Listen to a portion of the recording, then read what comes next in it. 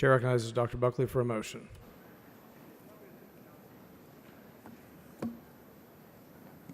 Thank you, Mr. Speaker. Members, Mr. Speaker, I move to suspend House Rule 8, Section 5D to designate as joint sponsors and co-sponsors of SB 2 all joint authors and co-authors for HB 3. Chair lays out on third reading. You've heard the motion. Is there any objection? The chair hears none, so ordered. Chair lays out on third reading SB 2. The clerk will read the bill.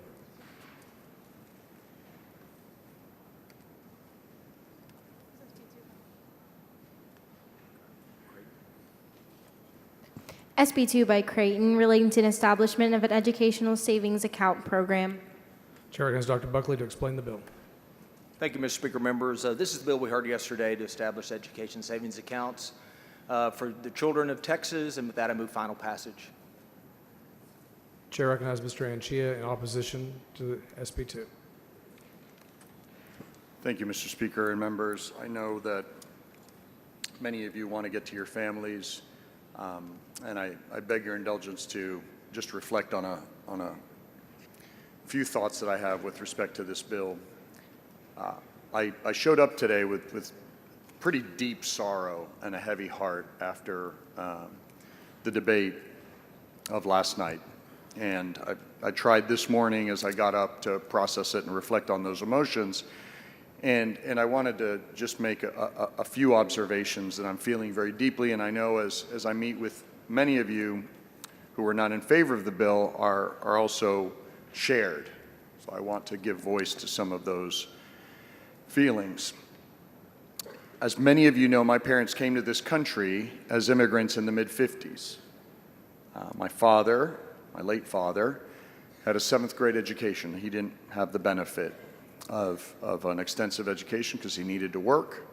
My mother, who emigrated from Mexico, not only graduated from a public high school in America, but then became a 1st grade public school teacher and helped decades of immigrant kids learn English and thrive in America. I attended public schools from kindergarten to high school and began my elected public service as a trustee in the Dallas Independent School District. I'm incredibly proud that my daughters are both Dallas ISD graduates.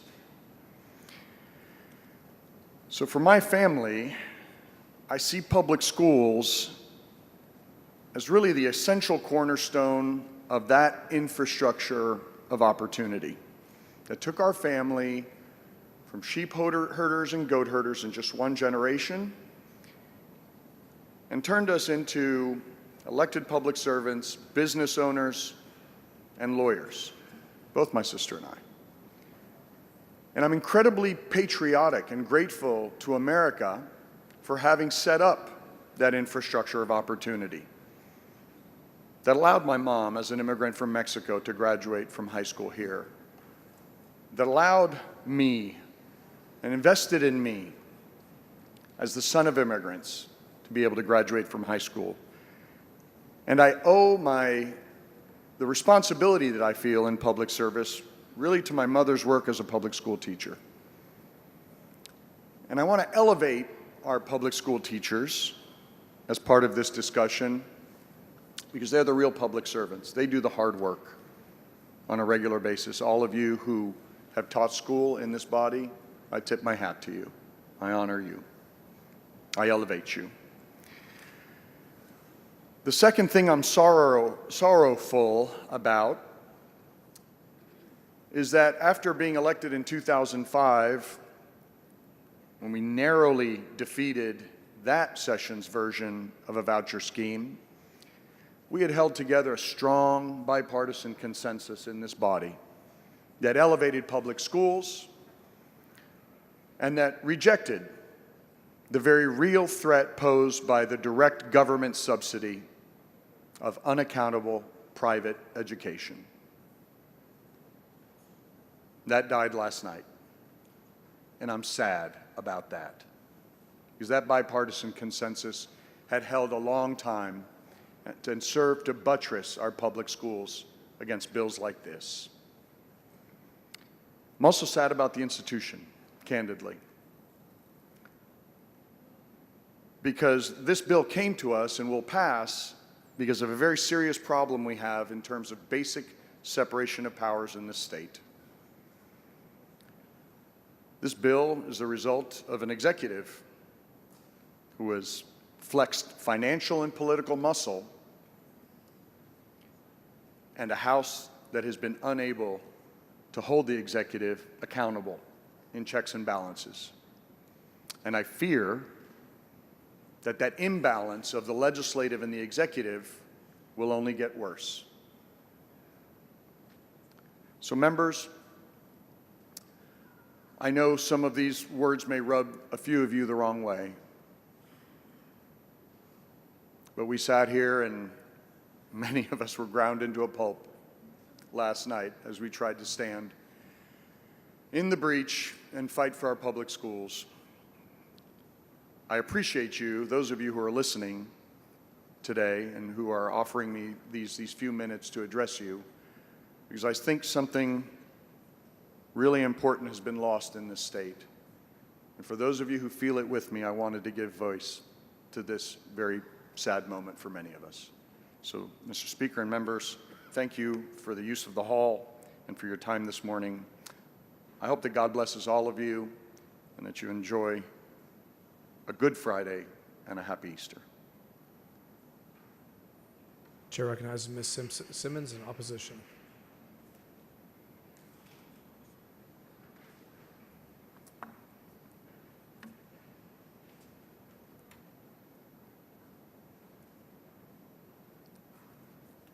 Thank you, Mr. Speaker. Members, I'm the proud product of public schools. Ruby L. Thompson Elementary, James D. Ryan Middle School, the Jack Yates Senior High School. I'm the granddaughter of 3 public school teachers. I'm the mom of 2 public school students.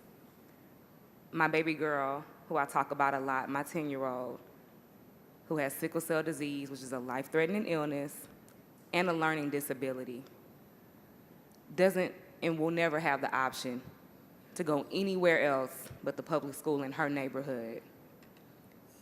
I have students in my district that a $10,000 voucher won't do anything for. And when their schools close in Sunnyside, in South Park, and on the southwest side of Houston, they'll have nowhere else to go. Article 7, Section 1 of the Texas Constitution charges us with the support and maintenance of public education. It says, and I quote, "A general diffusion of knowledge being essential to the preservation of the liberties and rights of the people, it shall be the duty of the legislature of the state to establish and make suitable provision for the support and maintenance of an efficient system of public free schools." Supporting an efficient system of public free schools means improving education by focusing on real problems, not ones that were created by this body. We need to bring down class sizes, offer better early childhood education, and give teachers the freedom to teach, ensuring every school is well-resourced and staffed with high-quality teachers. I know that many of you feel you've been sent here by voters to pass vouchers, but many of you are here because of a shady movement to oust those who stood with our public schools. We are setting our children up for nearly a $7 billion price tag that they will never be able to recover from. We've seen this in Arizona, where voucher scams like this one have caused shortfalls so significant that they are considering cutting public health programs to make up the difference. Let's be clear. This ain't a joyous day. Our public schools deserve better. Our children deserve better. And instead of truly giving our schools a chance to thrive, we are placing them on unequal footing with private schools that have the resources, but none of the accountability.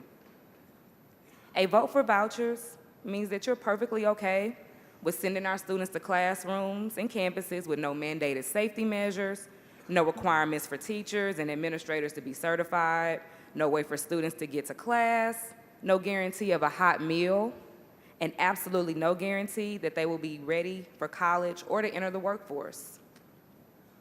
How shameful to have voted just this week to strengthen our CTE requirements for our high school students, but then create a system that will drive their classmates from their campuses into the vile grasp of greedy for-profit corporations. I thought this chamber was about accountability, but it is proven that this chamber is about vendors and billionaires who simply want to line their pockets. When the fraud runs rampant, when the public coffers are ran dry, I hope that you can sleep at night. I hope that when we have to come back to fix the budget shortfall and face the very real fears of cutting public services, I hope that you all can pat yourselves on the back. This vote, members, will not be our ticket to hearing, "Well done, my good and faithful servant," but it will be our ticket to be the great destroyers of public education. Thank you, Mr. Speaker, and I hope that future generations will forgive us for this vote. Chair recognizes Mr. Martinez Fischer in opposition. Thank you, Mr. Speaker and members. I'm not going to sit here and try to persuade you to vote against the Senate bill. We tried that all day yesterday. But we spent 3 hours this morning arguing over the life of a woman who was the daughter of a governor. And it just really made me reflect, like Chairman Anchía said, about the institution. And for those of us who've been here a while, it is our responsibility to enforce those norms and the culture that we have in this body about disagreeing without being disagreeable. I'm not going to vote for this proposal, but I think very highly of Chairman Buckley. He's a gentleman, he's honorable, he's a person who'll shake your hand, a person who'll work with you if he can, and he'll be honest when he can't.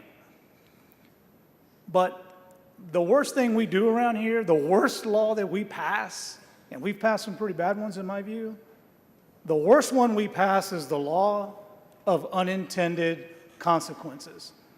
And that's the law we hear about over and over again as you come and file your bills and take this mic to fix something today for a mistake you made unintentionally 2 years ago. So I'm not going to give you that grace. I'm going to tell you the 3 things that you cannot tell people are unintended consequences that have nothing to do with education proposal on the ESAs. Chairman Buckley's a good man, but he's not an appropriator. You've heard from appropriators tell you, for you fiscal conservatives, that if you don't put a cap of $1 billion on this program, it is going to spiral. You ignored it. You had members tell you that in 5 years we'll be spending more money in private schools than we will in public schools, and you ignored it. And then a member with a very humble amendment said to you, when we go home, we're not in control. So this amendment says that we will not appropriate any more money unless the legislature does it, and we have no problem doing that. We spent a lot of money last week. And she's right. When we go home, we don't have the power. And all she said is, let's preserve our legislative power. And that was ignored. So if you were a fiscal conservative and you want to go home to your town halls and said you held the line on spending, you vote for this, you didn't. If you are a tax person, I've heard lots of rants, lots of complaints, lots of pity parties online about not cutting property taxes, not emptying the bank account to cut people's property taxes. If you believe in cutting property taxes, I wouldn't vote for this either. Because what we're doing here is we're telling all of our constituents, you're going to pay property taxes, they're coming to us, and we're going to send them back with an ESA of $10,500 to folks to go wherever they want. And guess what? A lot of these schools that you're wanting to send them to, they don't pay any property taxes. Go look it up. Go look up a a non-Christian or non-religious private school in Houston that's in River Oaks. Their campus is assessed at about $33 million. They don't pay property tax. But you want your constituents to pay the bill to send kids to that school, and they will continue to pay for that education, and they sacrifice, but the school receiving the student doesn't have to. So if you're here about cutting property taxes and being the big dog about wanting to cut property taxes, vote for this, and you're not. But do not go home and say, well, I didn't know that. Nobody told me that. That's an unintended consequence. We'll fix it next session. Fix it right now. It just takes 100 votes. And then for those of you that complain about social issues, like you did for the last 3 hours, I wouldn't vote for this either. I'm going to do my reading over the Easter weekend. I already have my backpack packed with things to read. Why don't you print out some of the links to these private schools? And let's see what they believe in. Let's see what they teach their students about things that I think is great, right? Because in my religion, we learn about the consistent ethic of life. We learn about loving our neighbor. We learn about not judging people. We learn about being our brother's keeper, the least among these. Go read some of those mission statements of those schools that you're about to give a $10,500 check to. And do not go home when you get called out. And maybe that's what we need to do. We need to let people know what you're funding with tax dollars. Don't go home and say, well, I didn't know that. That's an unintended consequence. We're going to fix that. So when you take that vote, be proud because you believe in choice. But that might not be the only choice you're going to believe in when you vote for that.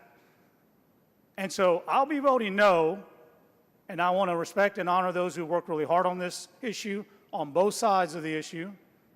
But I do not want to give anybody the grace to go home and turn a blind eye and give you the cover to say you didn't know what you were doing, because when it comes to spending money, when it comes to making our constituents pay property taxes, when it comes to supporting ideals that you may not agree with, you're going to do it.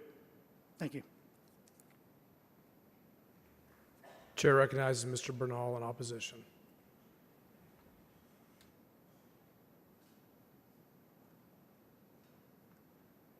Thank you, Mr. Speaker. Members, hadn't planned on saying anything, but for those of you who have been here for a while, you know that it's probably taboo or maybe even blasphemous for a vice chair to speak against a bill of the chair. But I think that today of all days, we all need a lesson in learning how to respect each other, know when to work together, and learn how to disagree. Some people in this body would have us burn the whole place down over a disagreement. And the inverse of that is I respect Chairman Buckley enough to disagree with him publicly, and then, as you'll see, in the very next bill, stand right with him. Because that was an opportunity for us to have worked together and to lean into good policy and do everything that we can to help each and every one of you and the students in your districts. But I do have issues with this bill, and I want to go through them in the most respectful way that I can. One of the things that I worry about the most is how our ideology has changed. We're not being consistent, and I'll explain to you why. A lot of you know that for several sessions, I've tried to pass a bill that I call the baby helmets bill. And it's a bill that would require Medicaid to cover the cranial orthotic helmet, the baby helmet that young babies need to properly shape their skull. We know this bill. I haven't passed it, and the reason I haven't passed it, the reason I'm given, is that the fiscal note on it is $1 million a year, or $2 billion for a biennium. And the fear has been that it will get overprescribed, that somehow there will be a black market for baby helmets, And there will be children, babies, who don't need it, but will get it. And the fear, the phantom of the baby who doesn't need it, but will get it, is the reason why we can't do it. The same group that was here earlier today opposing a memorial resolution also opposed an amendment to expand Medicaid. And the argument that was given then was that the fear that people who don't need it will get it. Some people who need it might get it, but we're still going to say no because some people who don't need it will get it. And yet, in this bill, we have reserved 20% for people that we acknowledge don't need it, but will get it.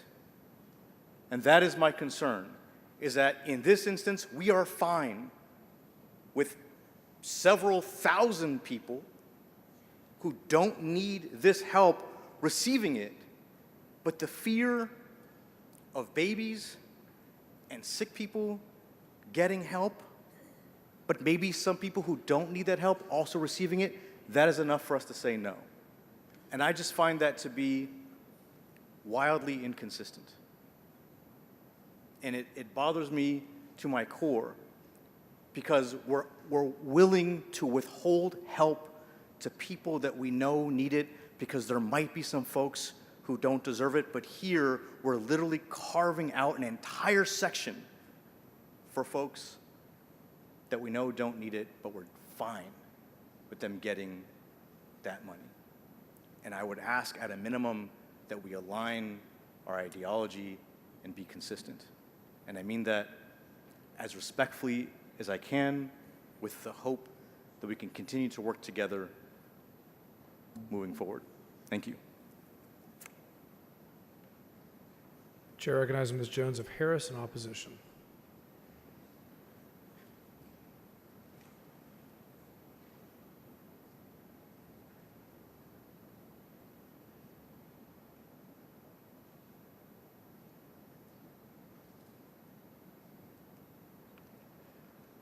Mr. Speaker, members,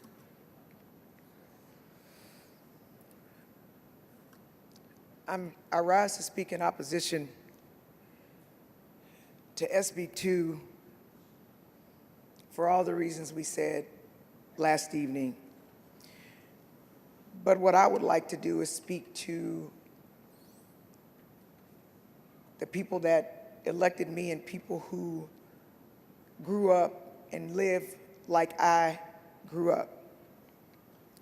I'm the oldest of 5. I was born to a mom and dad who were married.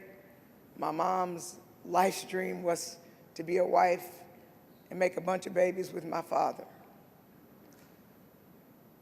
He was extremely smart. He graduated from high school when he was 16, enlisted in the Marines, went away to Vietnam, and didn't come back the same. He made a decision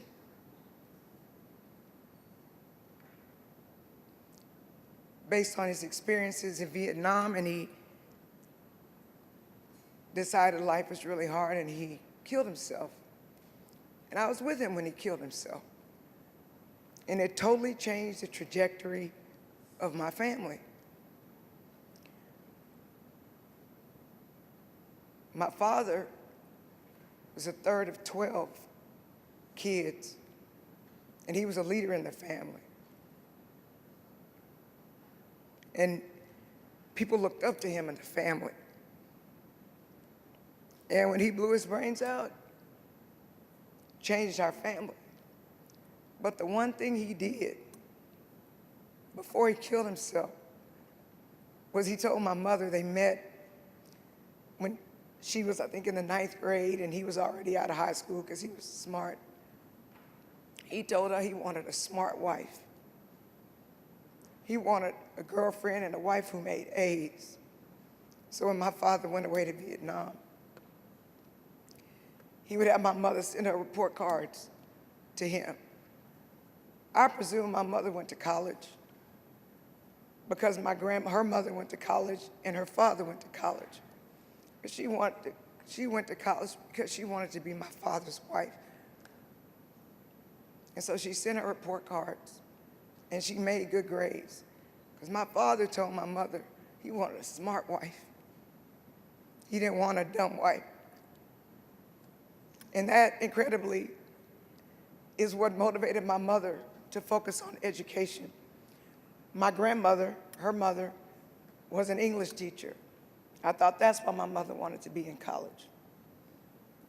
So anyway, my mother imposed on me, brainwashed me, that I had to make good grades, like her husband wanted her to get.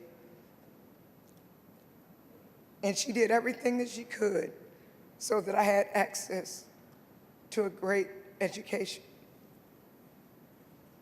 I went to my neighborhood school. We would get up and walk far. I can remember my mom dragging me. You know, grown-ups, when they're pulling kids, the kids' little feet are going, and my mother would walk me to school. And I went to Lockhart Elementary School in 3rd Ward. And I remember my first grade teacher, Miss Barnes, and she took time with me. She invested in me. I knew all the kids in my neighborhood. I could go outside and play with my friends, and I got good grades. And before I went to public school, my mother went to a public university, the Texas Southern University. And because she was a single parent with me, she couldn't afford daycare. So TSU was my daycare. My mother had to do work study at Texas Southern, and she worked in the library, and there were so many books. She would give me extra homework. I had to write book reports when I was 5 years old because my mother wanted me to be smart. And I made my first B in 5th grade. I got punished the whole summer. I couldn't go outside and play. But my mother made sure, and my mother ended up having other children. And my mother told us, I cannot afford to pay for you to go to college, but your brains can. And when I got older,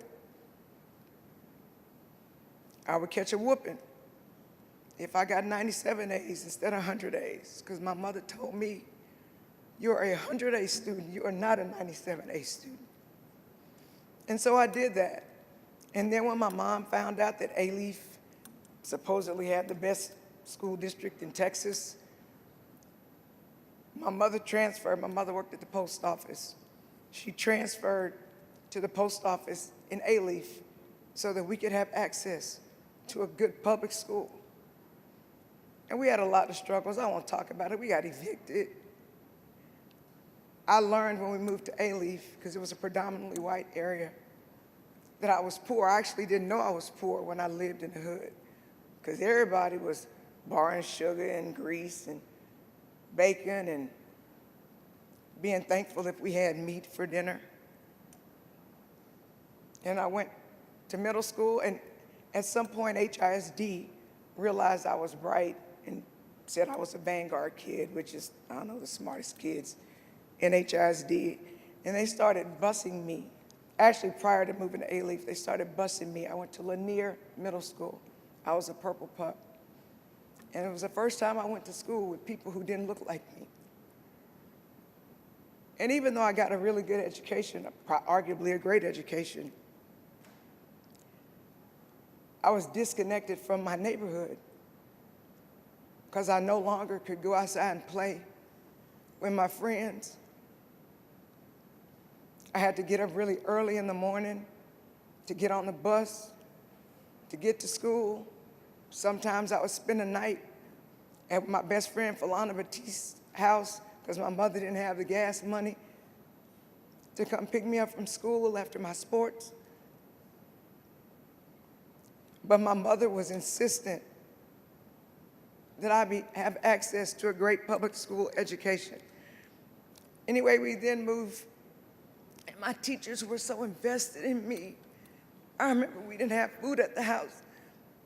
My coach would invite me to come to his house, Coach Leonard Fawcett, so that I would have dinner, because I did free and reduced lunch. And I tried suicide, which is why mental health is so important to me, because everybody used to say, you crazy like your daddy, go be with your daddy. You weren't even good enough to be loved. And my grandmother and my coaches and my teachers knew I needed help, and they were just there for me. And everybody encouraged by my academics. They praised me when I made good grades. Come to find out, I was a really good athlete. I actually started doing sports because I hated it was just so hard growing up in a single family household where all the men in your family either went to prison or committed suicide. In fact, when my son was born, I wanted my son to be the first man in the Jones family not to go to prison. I mean, my dad didn't go to prison, but he killed himself. And I just kept getting good grades. And it was really difficult because it's hard when we moved to A-Leaf and my friends had cars and swimming pools. I just thought swimming pools were at apartments because we either lived in apartments and we didn't live, and we lived in rent houses. My mother never owned a house. We got evicted all the time. But I never missed school because I didn't want to live as a grown-up like I lived as a kid. And I got my grades, and I got teased for making good grades. And all I remember thinking is, y'all might call me a nerd now, but y'all gonna call me boss later. Watch what I say. And I'm just so thankful. And it's interesting. I got full academic rights to all the Ivy Leagues and Stanford. I didn't go to those schools. I stayed home. I went to the University of Houston, a public school. A public school. And I'm telling you, if my mother had not emphasized the importance of a public education, I wouldn't be a lawyer. My sister who was up here wouldn't have been Doctor of the Day and an MBA from Baylor. My baby sister wouldn't be an accountant. Public school did that for us. And it just makes me really sad that the kids that are following me, they're not gonna have those kind of opportunities because the bus got me to public schools. And at least we had facilities. So I'm voting proudly against SB 2 because unless you've walked in the shoes of people like me, you don't understand how invaluable public school is for us. And I believe we're dooming so many kids to an underclass, a permanent underclass, and we are definitely going to negatively affect their families. So I'm not here to bash anybody, do what you feel is right, but I think sometimes you need to listen or maybe see how other people live because you presume everybody has the opportunities that you have, and some of us just don't. Thank you. Chair recognizes Mr. Canales in opposition. Mr. Speaker, members, I'd heard all the speeches. In fact, I got tired of all of you. And I wasn't going to speak, but I felt compelled on the precipice of Easter by the Holy Spirit to come up here and remind some of you. I'm not here to talk to the people who really believe that vouchers are great, and I'm not here to talk to the people who believe that they're bad. I'm here to talk about the people who believe they're bad, but are going to vote for them anyway. You don't own your seat. It belongs to the people. And the greatest sin that you can commit is to covet that seat, to vote against your conscience for political expediency.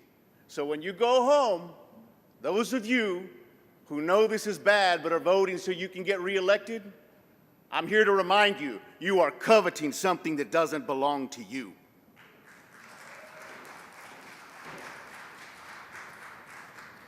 Chair recognizes Dr. Buckley to close on his bill. Thank you, Mr. Speaker. Members, this is SB2, Education Savings Account for all children in Texas, and I move final passage.